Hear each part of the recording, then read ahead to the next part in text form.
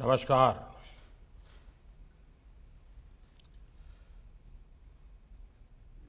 કેમ છે? ગુજરાતમાં ઠંડી વંડી છે કે નહીં?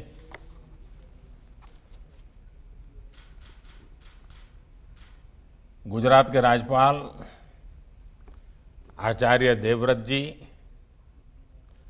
मुख्यमंत्री श्रीमान विजय भाई रूपाणी, विधानसभा स्पीकर श्री राजेंद्र त्रिवेदी जी, केंद्रीय स्वास्थ्य मंत्री डॉक्टर हर्षवर्धन जी, डिप्टी सीएम भाई नितिन पटेल जी, मंत्रिमंडल के मेरे साथी श्रीमान अश्विनी चौबे जी, मनसुख भाई मांडविया, पुरुषोत्तम रूपाला, गुजरात सरकार में मंत्री श्री भूपेंद्र सिंह चुड़ासमा, श्री किशोर कानानी, अन्य सभी मंत्रीगण, सांसदगण, धारासभ्यगण, अन्य सभी महानुभाव, भाइयों और बहनों,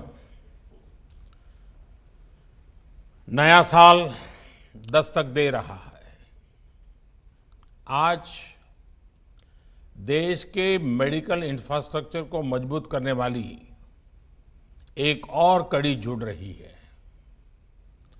राजकोट में all India institute of medical sciences का शिलान्यास गुजरात के साथ साथ पूरे देश में स्वास्थ्य और मेडिकल एजुकेशन के नेटवर्क को उसके कारण बल मिलेगा। भाइयों और बहनों, साल 2020 को एक नई नेशनल हेल्थ फैसिलिटी के साथ विदाई देना इस साल की चुनौतियों को भी दर्शाता है और नए साल की प्राथमिकताओं को भी स्पष्ट करता है। ये साल पूरी दुनिया के लिए स्वास्थ्य के रूप में अभूतपूर्व चुनौतियों का साल रहा है। इस साल ने दिखाया है कि स्वास्थ्य ही संपदा है। ये कथा हमें हमारे पूर्वजों ने क्यों सिखाई है, ये हमें बार बार क्यों रटाया गया है, ये 2020 ने हमें भली भांति सिखा दिया।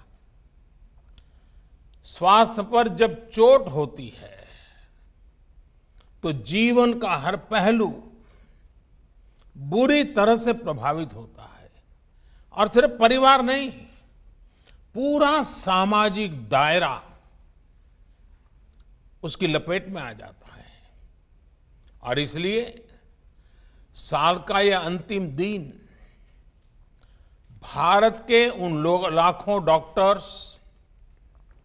हेल्थ वॉरियर्स, सफाई कर्मियों, दवा दुकानों में काम करने वाले और दूसरे फ्रंटलाइन कोरोना योद्धाओं को याद करने का है, जो मानवता की रक्षा के लिए लगातार अपने जीवन को दांव पर लगा रहे हैं। कर्तव्य पथ पर जिन साथियों ने अपना जीवन दे दिया है, मैं आज उन सबको आदरपूर्वक नमन करता हूं। आज देश उन साथियों को, उन वैज्ञानिकों को, उन कर्मचारियों को भी बार बार याद कर रहा है जो कोरोना से लड़ाई के लिए जरूरी मेडिकल इंफ्रास्ट्रक्चर तैयार करने में दिन रात जुटे रहे हैं। आज का दिन उन सभी साथियों की सराहना का है जिन्होंने इस मुश्किल दौर में गरीब तक भोजन और दूसरी सुविधाएं पहुंचाने में पूरे समर्पण के साथ काम किया। इतना लंबा समय, इतनी बड़ी आपदा, लेकिन ये समाज की सामूहिक संगठित ताकत, समाज का सेवा भाव समाज की संवेदनशीलता, उसी का नतीजा है कि देशवासियों ने किसी गरीब को भी इस कठिनाई भरे दिनों में रात को भूखा सोने नहीं दिया। ये सब नमन के पात्र हैं, आदर के पात्र हैं। साथियों, मुश्किल भरे इस साल ने दिखाया है कि भारत जब एकजुट होता है तो मुश्किल से मुश्किल संकट का सामना वो कितनी प्रभावी तरीके से कर सकता है। भारत ने एकजुटता के साथ जिस प्रकार समय पर प्रभावी कदम उठाए, उसी का परिणाम है कि आज हम बहुत बेहतर स्थिति में हैं। जिस देश में 130 करोड़ से ज्यादा लोग हों, घनी आबादी हो, वहां करीब करीब 1 करोड़ लोग इस बीमारी से लड़कर जीत चुके हैं। कोरोना से पीड़ित साथियों को बचाने का भारत का रिकॉर्ड दुनिया से बहुत बेहतर रहा है। वहीं अब संक्रमण के मामले में भी भारत लगातार नीचे की तरफ जा रहा है। भाइयों और बहनों, साल 2020 में संक्रमण की निराशा थी, चिंताएं थी, चारों तरफ सवालिया निशान थे। 2020 की वो पहचान बन गई, लेकिन 2021 इलाज की आशा लेकर के आ रहा है। वैक्सीन को लेकर भारत में हर जरूरी तैयारियां चल रही है। भारत में बनी वैक्सीन तेजी से हर जरूरी वर्ग तक पहुंचे, इसके लिए कोशिशें अंतिम चरणों में हैं। दुनिया का सबसे बड़ा टीकाकरण अभियान चलाने के लिए भारत की तैयारियां जोरों पर है।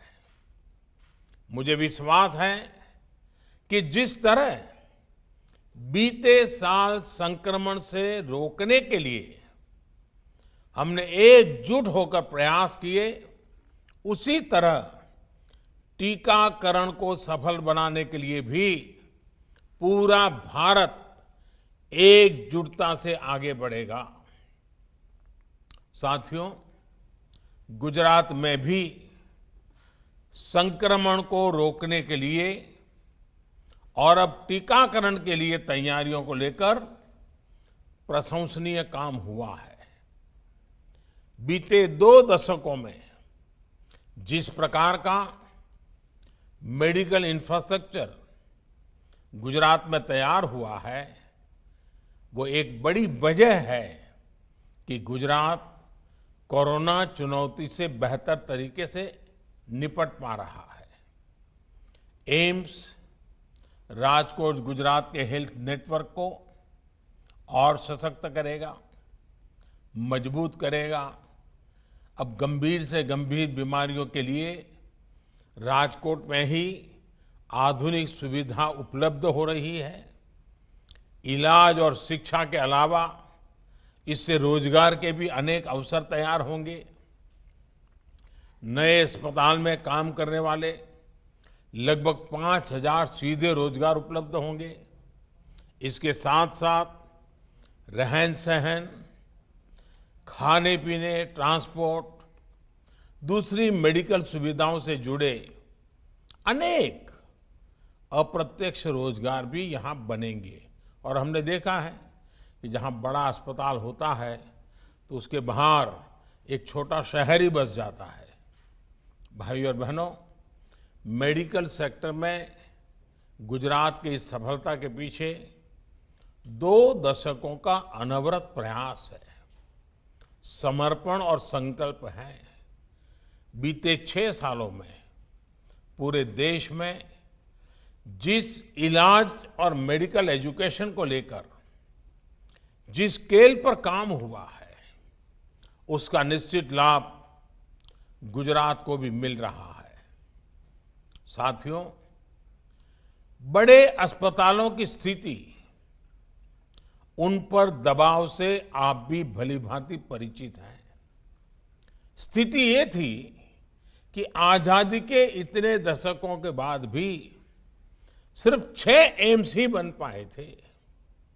2003 में अटल जी की सरकार ने 6 और एम्स बनाने के लिए कदम उठाए थे। उनके बनाते बनाते 2012 आ गया था, यानी 9 साल लग गए थे। बीते 6 सालों में 10 नए एम्स बनाने पर काम शुरू कर चुके हैं, जिनमें से कई आज पूरी तरह से काम शुरू कर चुके हैं। एम्स के साथ साथ देश में 20 एम्स जैसे ही सुपर स्पेशलिटी हॉस्पिटल्स का निर्माण भी किया जा रहा है। साथियों, साल 2014 से पहले हमारा हेल्थ सेक्टर अलग अलग दिशा में अलग अलग अप्रोच के साथ काम कर रहा था।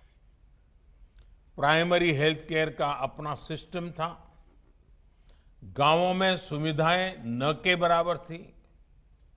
हमने हेल्थ सेक्टर में हॉस्पिटल होलिस्टिक तरीके से काम करना शुरू किया।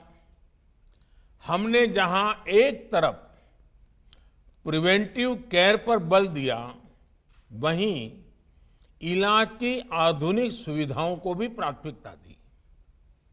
हमने जहां गरीब का इलाज पर होने वाला खर्च कम किया, वहीं इस बात पर भी जोर दिया कि डॉक्टरों की संख्या में तेजी से वृद्धि हो।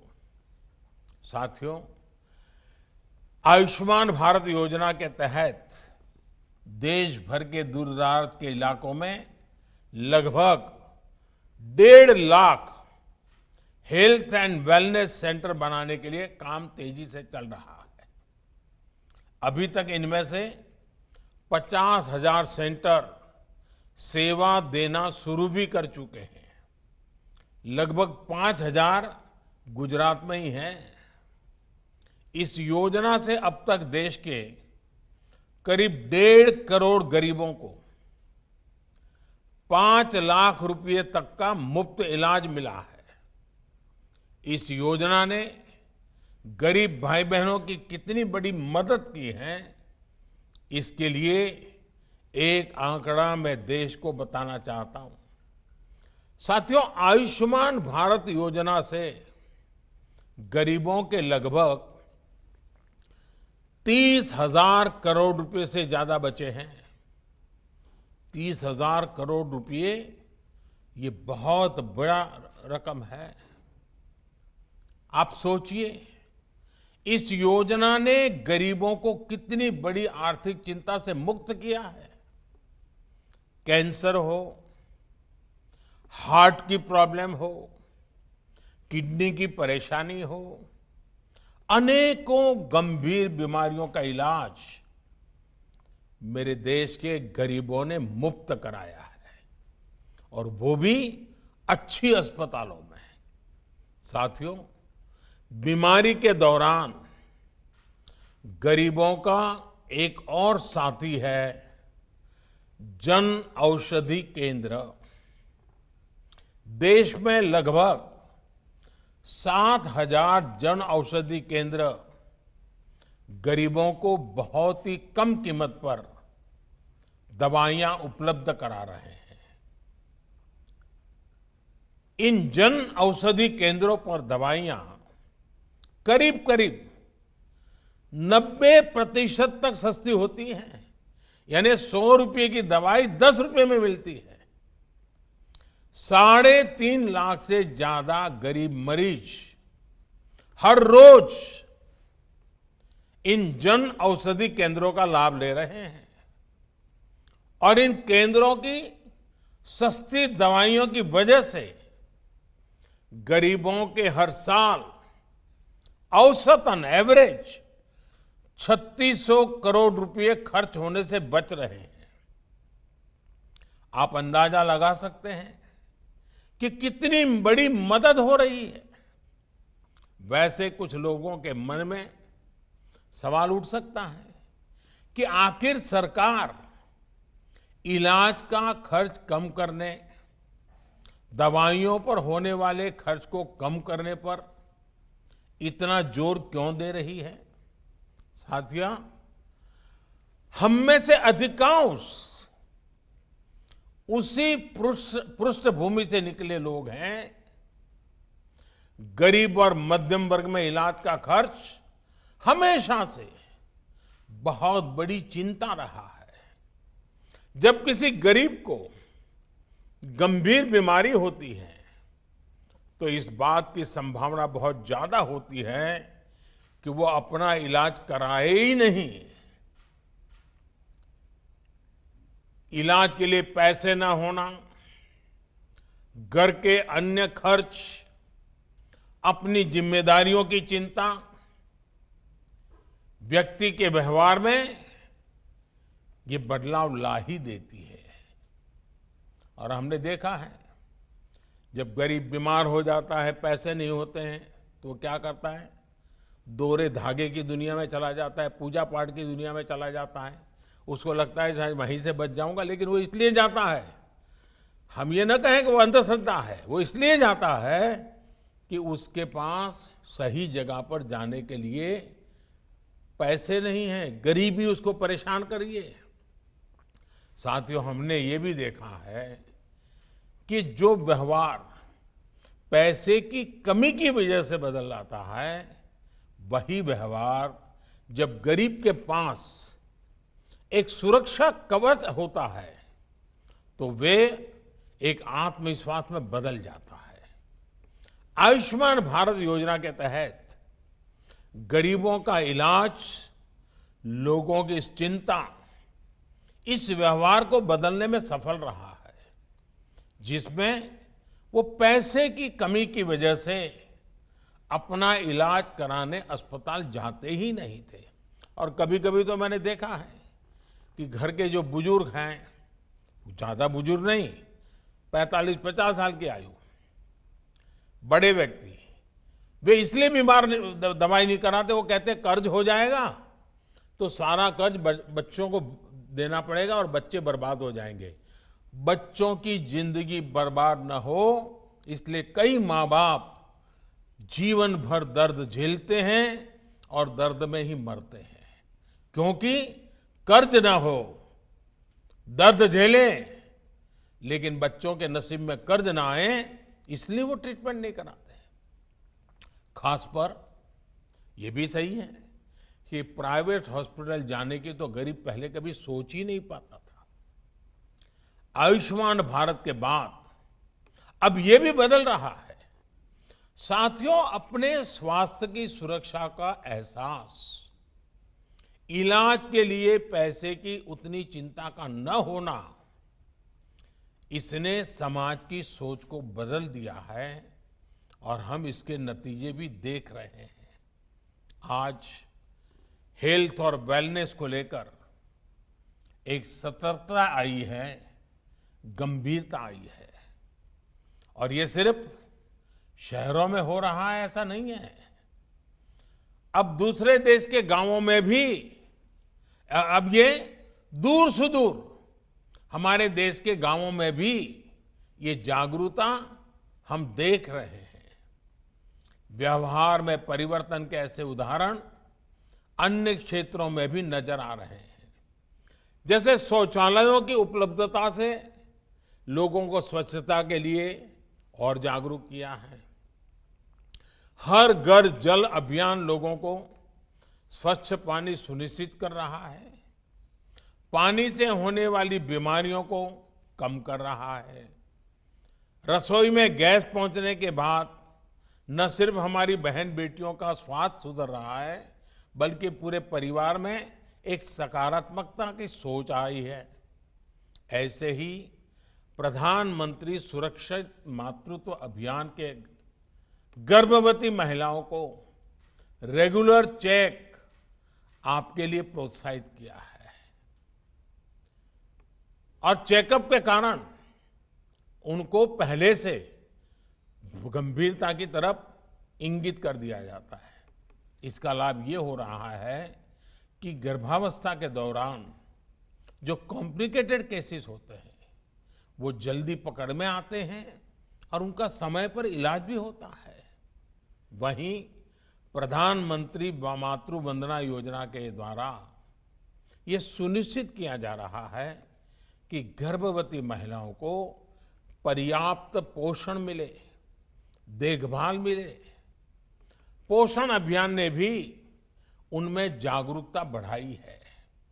इन सारे प्रयासों का एक बहुत बड़ा लाभ ये मिला है कि देश में मैटरनल मोर्टेलिटी रेट, माता मृत्यु दर पहले के मुकाबले काफी कम हो रहा है। साथियों, सिर्फ आउटकम पर परिणाम पर ही फोकस करना काफी नहीं होता है।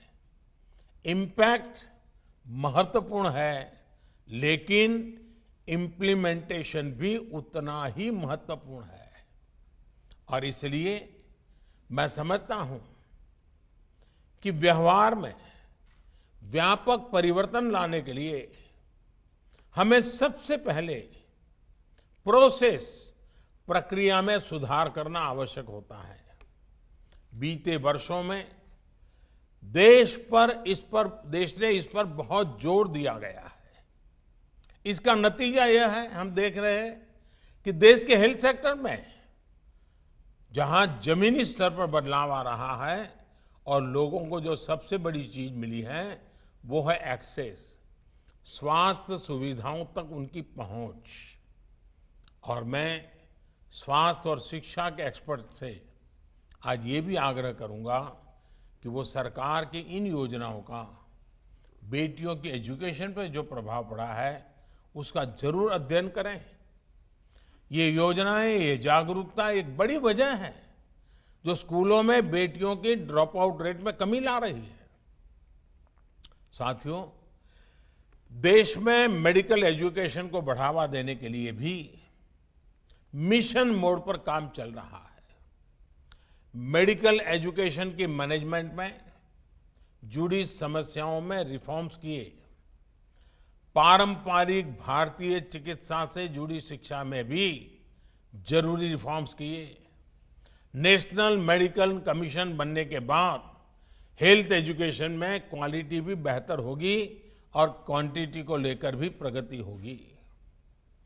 ग्रेजुएट्स के लिए नेशनल एग्जिट टेस्ट, उसके साथ साथ 2 साल का पोस्ट एमबीबीएस डिप्लोमा हो या फिर पोस्ट ग्रेजुएट डॉक्टर के लिए डिस्ट्रिक्ट रेसिडेंसी स्कीम हो, ऐसे नए कदमों से जरूरत और गुणवत्ता दोनों स्तर पर काम किया जा रहा है।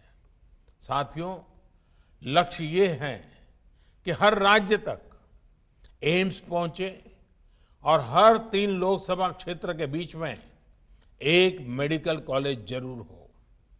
इन्हीं प्रयासों का परिणाम है कि बीते 6 साल में एमबीबीएस के 31,000 नई सीटें और पोस्ट ग्रेजुएट में 24,000 नई सीटें बढ़ाई गई है।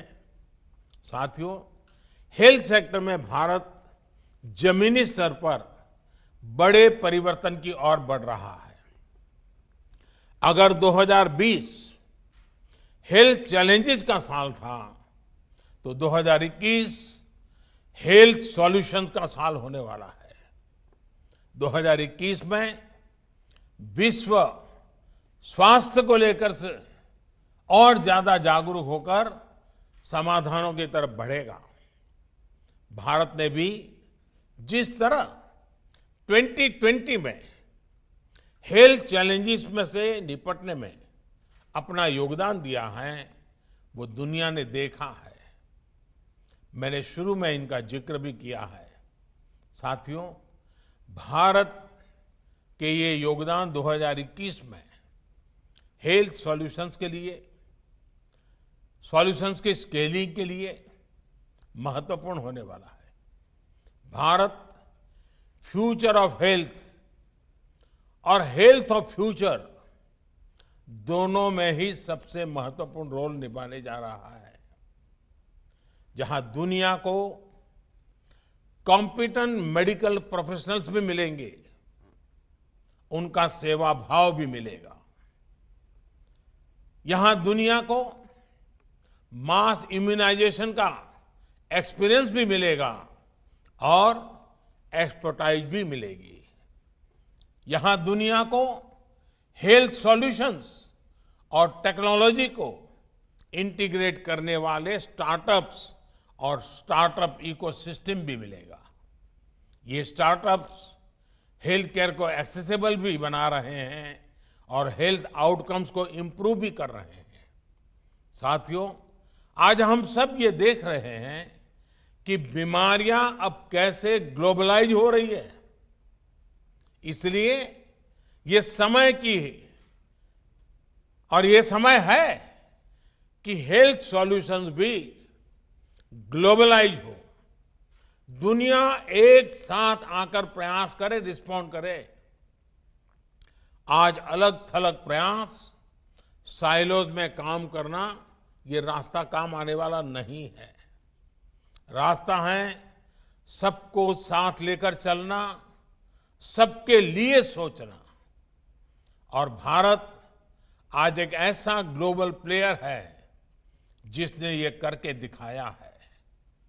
भारत ने डिमांड के मुताबिक एडप्ट, इवॉल्व एंड एक्सपांड करने की अपनी क्षमता को साबित किया है। हम दुनिया के साथ आगे बढ़े, कलेक्टिव एफर्ट्स में वैल्यू एडिशन किया और हर चीज से ऊपर उठकर हमने सिर्फ और सिर्फ मानवता को केंद्र में रखा, मानवता की सेवा की। आज भारत के पास क्षमता भी है और सेवा की भावना भी है। इसलिए भारत ग्लोबल हेल्थ का नर्व सेंटर बनकर उभरा है। 2021 में हमें भारत की इस भूमिका को और मजबूत करना है। साथियों, हमारे यहां कहते हैं, सर्वम अन्य परित्यज्य शरीरम पालयेदतः, यानी सबसे बड़ी प्राथमिकता शरीर के स्वास्थ्य की रक्षा ही है। सब कुछ छोड़कर पहले स्वास्थ्य की ही चिंता करनी चाहिए। नए साल में हमें इस मंत्र को अपने जीवन में प्राथमिकता के साथ उतारना है। हम स्वस्थ रहेंगे तो देश स्वस्थ रहेगा। और हम ये भी जानें, जो फिट इंडिया मूवमेंट चल रहा है वो सिर्फ नौजवानों के लिए ऐसा नहीं है। हर उम्र के लोग ये फिट इंडिया मूवमेंट से जुड़ने चाहिए। और ये मौसम भी फिट इंडिया के अपने मूवमेंट को गति देने के लिए बहुत अच्छा है। कोई परिवार ऐसा ना हो, चाहे योग की बात हो, चाहे फिट इंडिया की बात हो, हमें अपने आप को स्वस्थ रखना ही होगा। बीमार होने के बाद जो परेशानियां होती हैं, स्वस्थ रखने के लिए उतने प्रयत्न नहीं करने पड़ते हैं। और इसलिए फिट इंडिया, इस बात को हम हमेशा याद रखें, अपने आप को फिट रखें, अपने देश को फिट रखें। ये भी हम लोगों का कर्तव्य है। राजकोट के मेरे प्यारे भाइयों बहनों, गुजरात के मेरे प्यारे भाइयों बहनों, ये बात न भूलें कि कोरोना संक्रमण घट जरूर रहा है, लेकिन ये ऐसा वायरस है जो तेजी से फिर चपेट में ले लेता है। इसलिए 2 गज की दूरी, मास्क और सैनिटेशन के मामले में ढील बिल्कुल नहीं देनी है। नया साल हम सभी के लिए बहुत खुशियां लेकर के आए। आपके लिए और देश के लिए नया साल मंगल हो, लेकिन मैं ये भी कहूंगा, मैं पहले कहता था जब तक दवाई नहीं तब तक ढिलाई नहीं, बार बार कहता था। अब दवाई सामने दिख रही है, कुछ ही समय का सवाल है, तो भी मैं कहूंगा, पहले मैं कहता था दवाई नहीं तो ढिलाई नहीं, लेकिन अब मैं फिर से कह रहा हूं, दवाई भी और कड़ाई भी, कड़ाई भी बरतनी है और दवाई भी लेनी है। दवाई आ गई तो सब छूट मिल गई, ये भ्रम में मत रहना।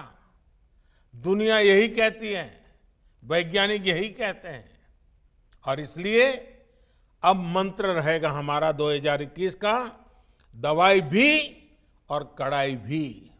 दूसरी एक बात, हमारे देश में अफवाहों का बाजार जरा तेज रहता है।